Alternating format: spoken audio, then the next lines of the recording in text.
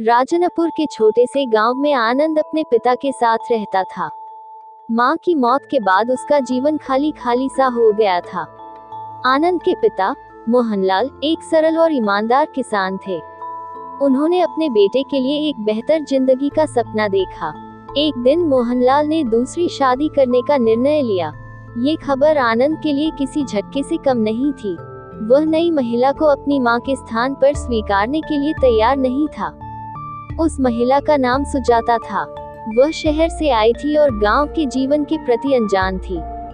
उसकी उम्र बहुत ज्यादा नहीं थी, लेकिन उसके हाव भाव में ममता और गर्मजोशी की झलक थी।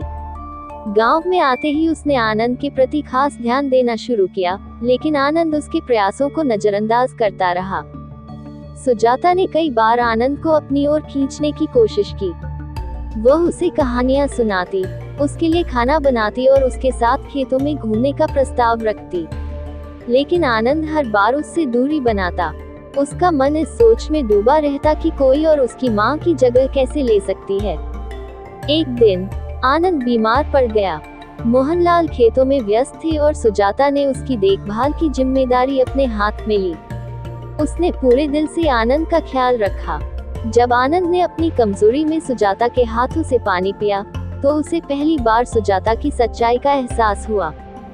इस घटना के बाद आनंद धीरे धीरे सुजाता को अपनी जिंदगी में जगह देने लगा। उन्होंने साथ में समय बिताना शुरू किया और आनंद ने महसूस किया कि सुजाता में एक मां की गर्मजोशी और स्नेह है।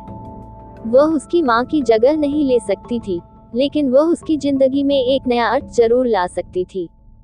गांव के लोग अक्सर आनंद से और मोहनलाल से सवाल करते थे कि सुजाता को अपनाना कितना कठिन था।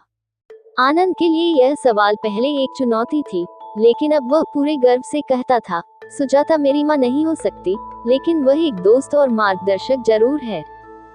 समय के साथ आनंद और सुजाता के बीच का रिश्ता गहरा होता गया। आनंद ने महसूस किया कि सच्चा प्यार और स्नेह रिश्तों को परिभाषित नहीं करता, बल्कि उनके गहरे अर्थ को उजागर करता है।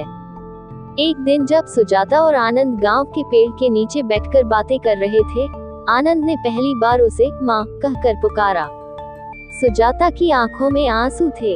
ये वह पल था जब दोनों का रिश्ता अपने सबसे खूबसूरत स्वरूप में आ गया था।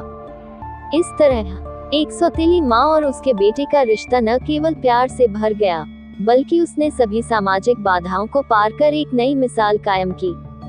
छोटे से गांव में रहने वाले रवि का जीवन साधारण था। उसकी मां का देहांत कई वर्षों पहले हो चुका था और उसके पिता ने दूसरी शादी कर ली थी। सौतेली मां सुमित्रा के आने के बाद रवि के जीवन में बदलाव तो आया, लेकिन उसकी किशोरावस्था के भ्रमित मन ने उसे सुमित्रा के प्रति खुलकर अपनापन दिखाने में रोक दिया। सुमित्रा न केवल सुंदर और स्नेहमयी थी, बल्कि उसकी ममता ने धीरे धीरे रवि के दिल पर अपनी छाप छोड़ दी। घर के रोजमर्रा के कामों से लेकर रवि की पढ़ाई तक सुमित्रा हर चीज का ध्यान रखती थी। एक शाम जब रवि स्कूल से थका हारा घर लौटा, सुमित्रा ने उसे चाय के साथ उसकी पसंद की किताब दी। रवि को एहसास हुआ कि सुमित्रा की ममता असली थी।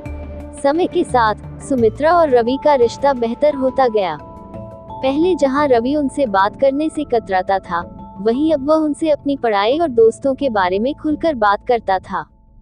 एक दिन जब रवि की विज्ञान परियोजना स्कूल में सराही गई, तो वह खुशी खुशी घर आया।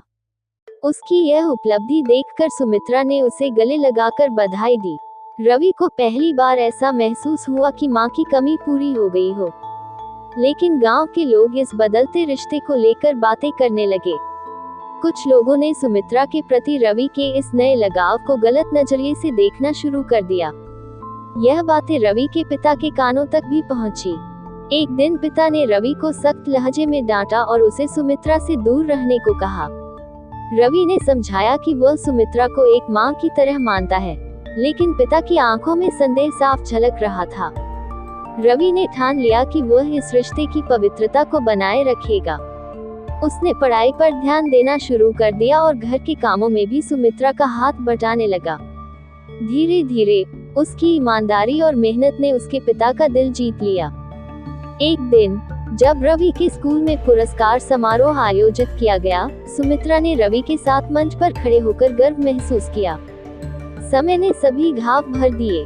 गांव के लोग भी अब इस रिश्ते को एक आदर्श मानने लगे।